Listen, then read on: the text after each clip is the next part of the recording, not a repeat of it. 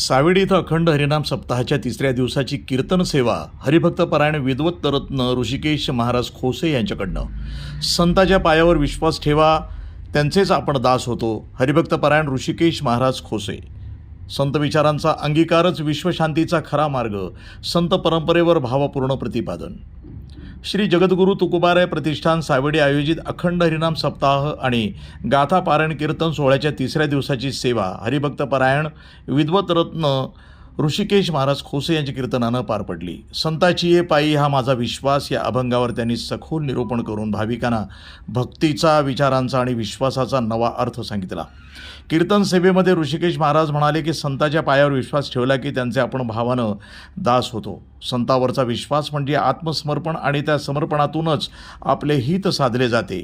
या जगामध्ये सर्व व्यवहार, नाती, प्रपंच विश्वासावरच चालतात, पण तो विश्वास स्वार्थानं बांधलेला असतो, तर संतावरील विश्वास निस्वार्थ असतो. ते पुढे म्हणाले, संतच परोपकारी असतात. ते आपल्या शरीराचे कष्ट भोगून समाजाला कल्याणाचा मार्ग दाखवतात.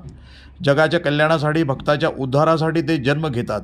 आईवडिलांना आपल्यावर कळवळा असतो पण ज्ञान नसतं. श्रुती मातेपाशी ज्ञान आहे पण कळवळा नाही. मात्र संतांकडे हिताचं ज्ञान आणि हिताचा कळवळा या दोन्ही गोष्टी असतात. म्हणूनच संतच आपले खरे हित साधतात. ऋषिकेश महाराज पुढे म्हणाले की आज जगभर युद्धजन्य परिस्थिती निर्माण होत आहे, कारण मनुष्य जात विषय सुखाच्या मागे धावत आहे. धन, दारा, पुत्र, जन, बंधू हे सर्व क्षणभंगूर आहे. अंतकाळी आपला उद्धार करतो तो फक्त संत आणि भगवंत. जे खळांची व्यंकटी सांडो, तया सत्कर्मी रती वाढो, भूता परस्परे पडे मैत्र जीवांचे. या अभंगाचा अर्थ सांगताना महाराज म्हणाले की दुर्जनाला मारणं नाही तर त्याच्या बुद्धीतील दुर्जनता काढणं हे संताचं कार्य आहे. म्हणूनच संत विचारच आजच्या जगाला शांततेचा आणि मानवतेचा खरा मार्ग दाखवतात. सांगतात, माझा संतांच्या चरणावर विश्वास आहे. संताचे पायी हा माझा विश्वास, संतांच्या पायावर माझा विश्वास आहे. पण विश्वास असून नुसतं जमत नाही, तर सर्व भावे दास झालो त्यांचा. त्यांना आपले जेवढे काही चुलत मावस सगळे भाऊ आहेत ते सगळे एकत्र करायचे आणि त्यांना दास व्हायचं, त्यांना शरण राहायचं. बरोबर ना? नाही, सर्व भावाने म्हणजे कसं, तर कायेने, वाचेने आणि मनाने त्यांना शरण जायचं. सर्व भावे दास झालो त्यांचा. अहो तुकोबरा त्यांच्या चरणावर विश्वास ठेवला, त्यांच्या वचनावर विश्वास ठेवला, सर्व भावाने त्यांचं दास झालो. मग आम्हाला काय प्राप्त होईल? कारण की मनुष्य कोणतीही क्रिया करत असताना त्या क्रियेचं फळ जर आपल्याला प्राप्त होत असेल तरच मनुष्य तो किती क्रिया करतो. बघा, सोपं सांगतो, पुढे जाऊन मी सोपं सांगणार आहे. मग तुकोबरायला त्या ठिकाणी प्रश्न विचारण्यात आला, का हो तुकोबराय, संतांकडे जायचं, विश्वास ठेवायचा, सर्व भावाने दास व्हायचं, पण आम्हाला काय प्राप्त होईल? ते तुकोबराय म्हणतात, अरे बाबा, संत तुमचं हित करतील, त्याची माझे हित करीती सकळ, जेने हा गोपाल कृपा करी. तुमचं हित करतील. मग तुकोबराय इथं प्रश्न असा उत्पन्न होतो, हित फक्त संतच करू शकतात का? बरोबर, संतच फक्त हित करू शकतात.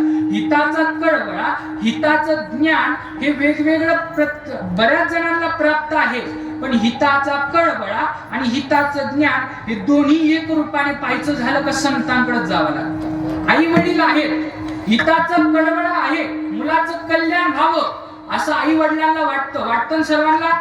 मागशी बोला, वाटतं ना? कीर्तना येऊन बसता कशा करता? मुलं घरी मोकळी राहत म्हणून. बरोबर. तर आई वडिलांना हिताचा कळवळा आहे पण ज्ञान नाही. त्यामुळं आई वडील हे विषय सुखा मागत मुलांना पळवतात. नाही, मला चांगले मार्गाला पळवलंय, पण विषय सुखा. त्यानंतर श्रुती मातेचा जर विचार करायचा झाला, श्रुती मातेचा जर विचार करायचा झाला, हिताचं ज्ञान खूप आहे, हिताचं ज्ञान खूप आहे, पण कळवळा नाही. जे मुनी लोक आहेत ते श्रुतीच्या अनुसार चालतात, ते मुनी मुक्त झाले, विने गर्भवासात ते त्यांना ज्ञान प्राप्त करून मुक्त होऊन गेले, कळवळा नाही.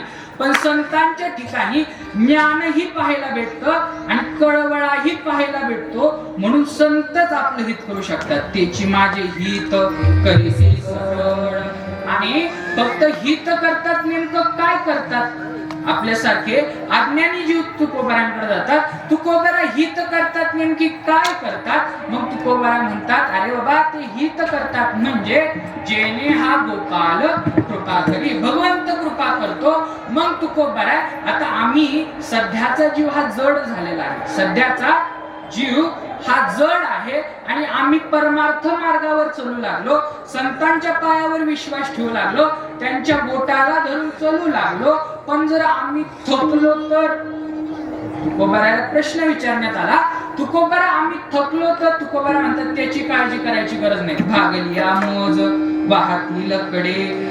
तुम्ही जर थकू लागले, मी माझा अनुभव सांगतो, मीही थकलो, पण त्यांच्या बोटाला धरलेला असल्यामुळं त्यांनी कडेला नेलं. तर वाहती लकडी आहे म्हणजे याचा बराच अर्थ आहे. भव नदीतून ते तारून नेतात, संसार सागरातून तारून नेतात. आपण परमार्थात आल्यानंतर आपला परमार्थ सफल करण्याची ताकद संतात आहे आणि तो सफल करून देतात, म्हणून वाहती लकडे. आणि त्यांनी जर आपल्याला या संसार सागरातून तारून नेलं तर त्यांची याने जोडे सर्व सुख. त्यांच्या संगतीमुळे आपल्याला सर्व सुखाची प्राप्त होईल. मग तुकोबारा सर्व सुख प्राप्त झालं, गोपाळ कृपा करू लागला. नवे नवे त्यांनी आमचं हित केलं, त्यांनी आम्हाला कडेला वाहून नेलं, या संसार सागरातून वाहून नेलं. याकरता अजून काय करावं लागल? तुकोबारा म्हणतात, काही नाही रे बाबा, त्यांच्या संगतीत राहावं आणि त्यांचं उच्चिष्ट सेवन करावं. तुका म्हणे शेष सेवेन आवडी तुकोबारा म्हणतात, अरे बाबा त्यांचं जे उच्चिष्ट आहे त्याचं मी सेवन करेल. आता उच्चिष्ट सेवन करणं म्हणजे काय? उष्ट्या पत्रावळ्या खाणं का? नाही नाही नाही. संतांनी जो परमार्थ केला, हा परमार्थ करत असताना संत काय स्वतः अनुभव घेतात. तुका म्हणे साक्षी आले तरी केले प्रगट. मग तो अनुभव घेत असताना तुकोबारा आदी संतांनी तो अनुभव आपल्याला थोडा थोडा उच्चिष्ट म्हणून अभंग गाथेत म्हणा, ज्ञानेश्वरीत म्हणा लिहून ठेवला. आणि तेच ज्ञानेश्वरीचं, तेच गाथेचं, तेच नाथ भागवताचं उच्चिष्ट आम्ही सेवन करतो. आणि त्याच ज्ञानेश्वरीत, त्याच नाथ भागवतात, त्याच गाथेत जे काही लिहिलेलं आहे त्याचं वचन न मोडी बोलिले. ते त्यात जे सांगितलं आहे त्यानुसार वागण्याचा प्रयत्न करतो आणि त्यात जे वचन सांगितलेले आहे ते कधीच मोडत नाही. एवढं जरी केलं तरी ते हित करतील, त्यामुळे आपल्यावर गोपाल कृपा करेल. हा झाला अभंगाचा सरळ भावार्थ. सांगतात मागचे पुढचे सगळे आपल्याला किती वेळ? 5 तास माझ्याकडे पाहायचं, फक्त पाहायचं नाही, बोलायचं. नाही तर करून ठेवता मला दृष्ट.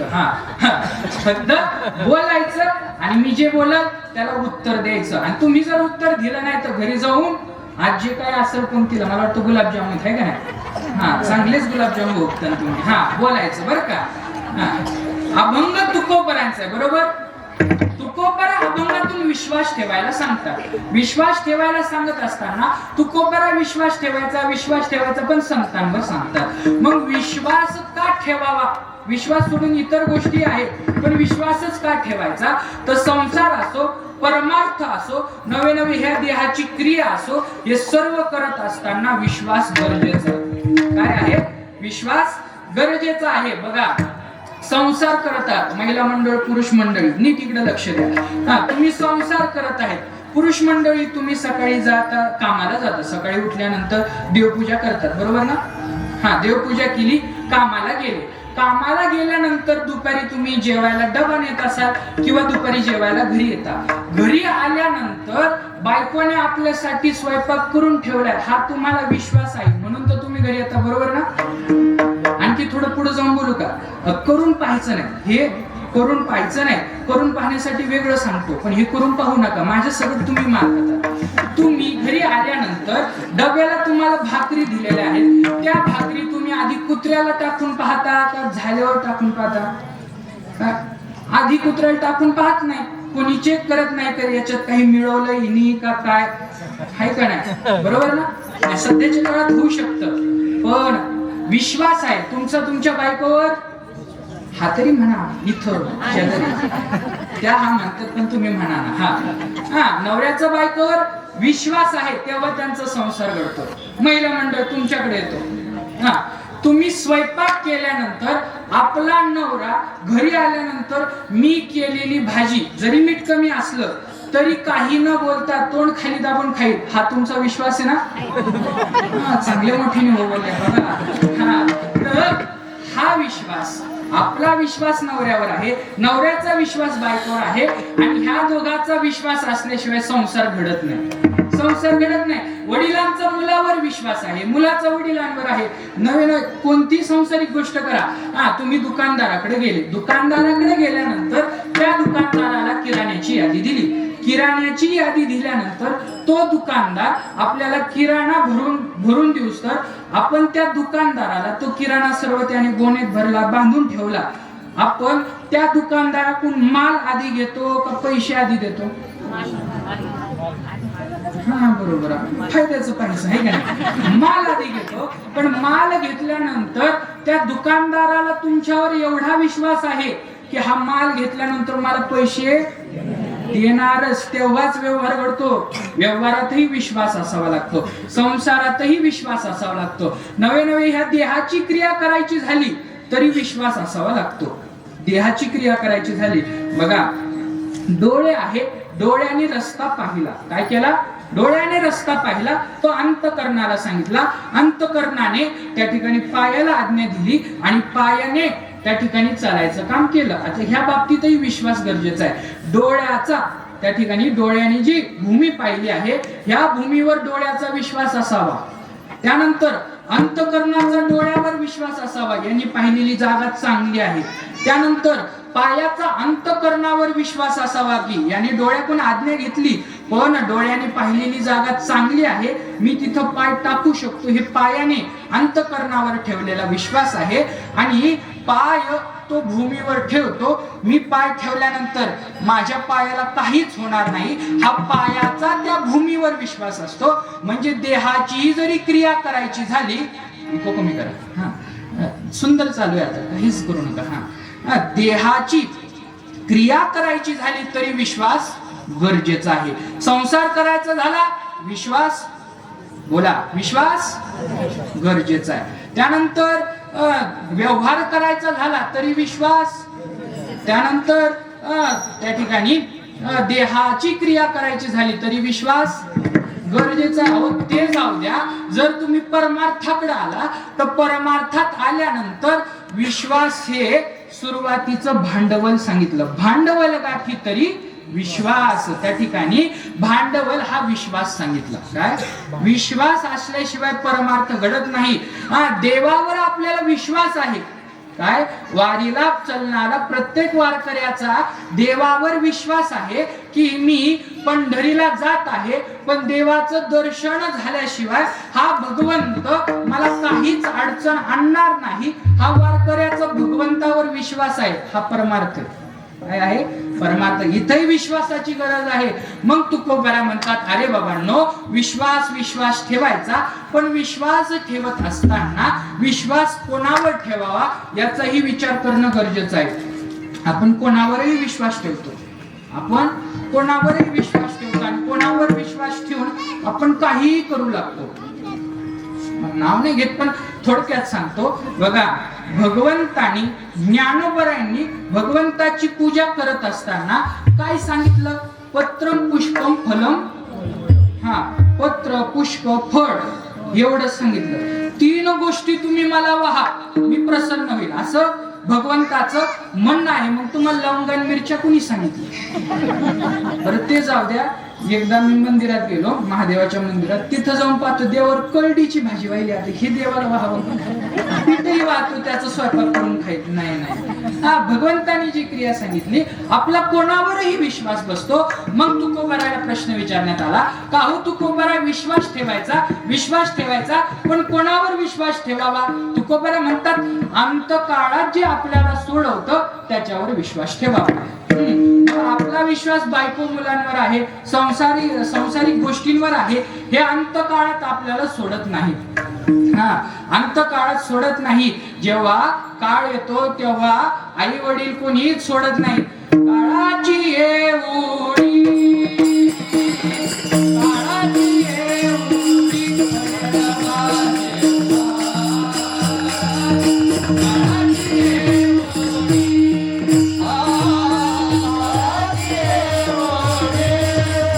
येत नाही तिथं जीवित्वाची हानी आहे. ऐसे सुचित्व नव्हे सज्जनाचे. मग सज्जन कसं शुद्धतेला नेतात, सज्जन कसा उद्धार करतात? मग ज्ञानोबांनी पुढची ओवी खर्च करावी.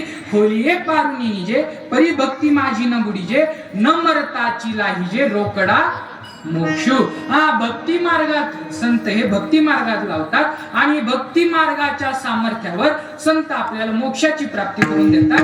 मग त्या ठिकाणी तीर्थाटनाने आपल्याला मरण आहे पण भक्ती सुखाचा आनंद नाही, म्हणून तीर्थाटनावर विश्वास ठेवणं काय उपयोगाचं नाही. नवे नवे संसारिक गोष्टींवर विश्वास ठेवणं, त्या ठिकाणी संसाराची व्याख्या करत असताना ज्ञानोबा तर एवढं बोलतात. ज्ञानोबा म्हणतात, अरे बाबा, जिये लोकीचा चंद्रशय रोगी जेथ उदय होय असता लागी ते सुखाची कहाणी ज्ञानोबांनी सुंदर सांगितलं. ज्ञानोबा म्हणतात, अरे ज्या लोकांचा चंद्र क्षयरोगाचा आहे तिथं सूर्यालाही मावळावं लागतं, तिथं त्या ठिकाणी सुखाची कहाणी, तिथं सुख कसं तुम्हाला प्राप्त होईल? संसारात विश्वास ठेवून गरजेचं नाही, विश्वास ठेवावा नाही. त्यानंतर तीर्थाटनावर विश्वास ठेवून त्या ठिकाणी आपली उद्धार नाही. त्यानंतर तिसरा वर्ग येतो भगवंताचा.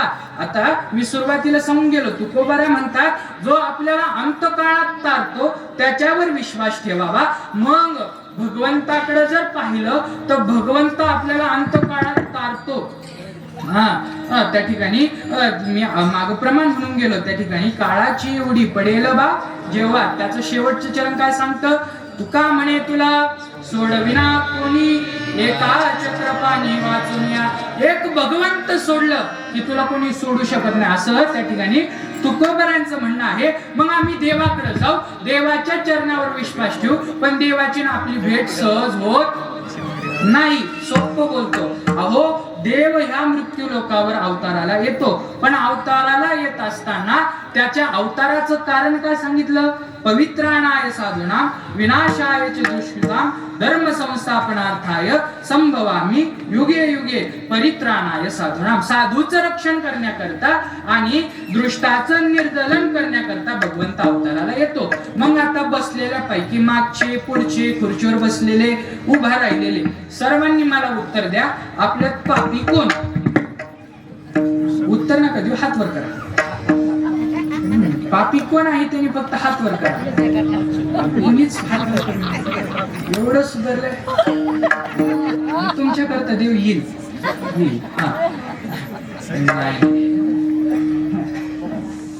त्या ठिकाणी पापी कोणीच नाही. काय पापी कोणीच नाही? बरं ते जाऊ द्या. पुण्यवान कोणी? हात वर करा. पुण्यवान कोणी? हात वर करा. करा करा. परत खाली गेले. बरं आणखी एक वाक्य सांगतो, मानच खाली करतात.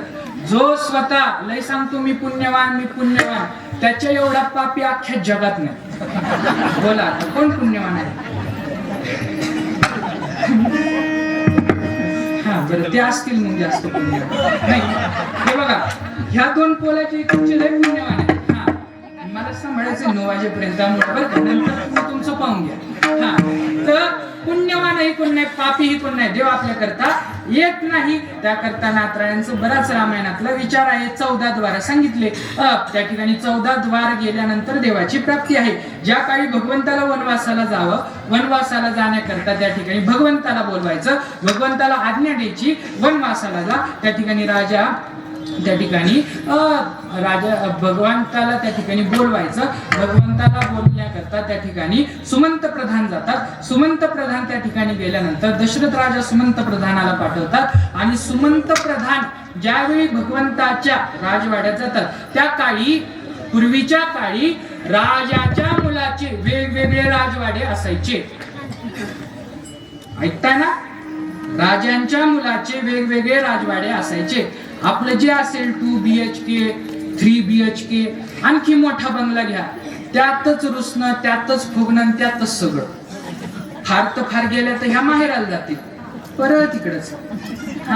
तर त्या ठिकाणी प्रभू रामचंद्राचा वेगळा वाडा होता. प्रभू रामचंद्राला बोलवण्याकरता सुमंत प्रधान जातो आणि सुमंत प्रधान प्रभू रामचंद्रापर्यंत जाण्याकरता त्याच्या जी क्रिया झाली, जे बदल झाले नवे नवे, त्यांनी जेवढे द्वार ओलांडले ते द्वार फक्त नाथरायणलाच कळले, पण त्याच रामायणात हे द्वार सांगितलेले नाही. 14 द्वार सांगितले, त्यातल्या 7 द्वारात काहीतरी घ्यावं लागतं, 7 द्वारात काहीतरी त्यागावं लागतं, 7 द्वारात त्यागावं लागतं. त्या ठिकाणी रथ सांडुनी पहिले द्वारी, छत्र छामरे दुसरे द्वारी, पादत्राणी तिसरे द्वारी, तेजुनी नरी जाई जे, चौथे द्वारी सांडितार्थ, 5वे द्वारी निषेध स्वार्थ, 6वे द्वारी साधने समस्त, स्वयंसहित राहती सांडुनी मितूपणाचा संगात, रिगावे द्वारा आत, तैची भेटे रघुनाथ, मुख्य परमार्थे नामे. त्या ठिकाणी 7 द्वारात त्याग करावा लागतात. एवढं अवघड सांगून तुम्हाला झोपा आणत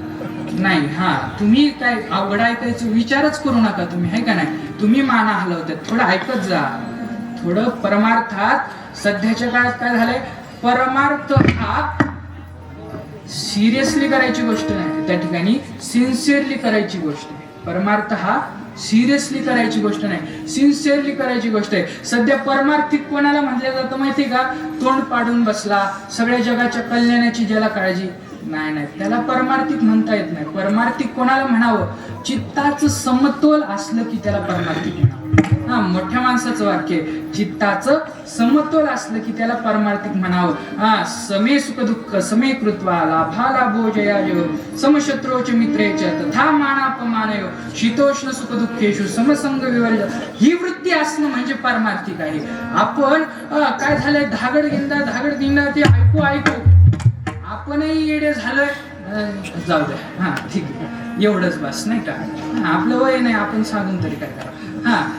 त्या ठिकाणी बघा, 7 द्वाराचा त्याग आहे. 7 द्वारात कशा ना कशाचा त्याग आहे आणि 7 द्वारात कशा ना कशाची प्राप्ती आहे. कशा ना कशाची तरी प्राप्ती करावी लागती. 7 गोष्टींची प्राप्ती केली तरच भगवंत आहे. भावार्थ ते राजभवन, पहिले दारवंट ते श्रवण, दुसरे दारवंट ते साधन, नित्यानित्य ज्ञान तिजे, चौथे दारवंट ते मनवन, 5वा तो निधी ध्यासन, तो 6वा जाण साक्षात्कार, त्या ठिकाणी 6वा तो वैराग्य पूर्ण, 7वा जाण साक्षात्कार.